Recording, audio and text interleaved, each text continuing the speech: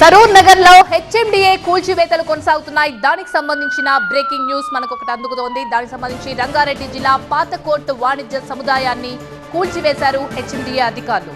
1981లో 32 షాపులతో వాణిజ్య సముదాయం నిర్మాణాన్ని హెచ్ఎండిఏ నిర్మించింది. అయితే 2008లో లీజ్ పూర్తయింది.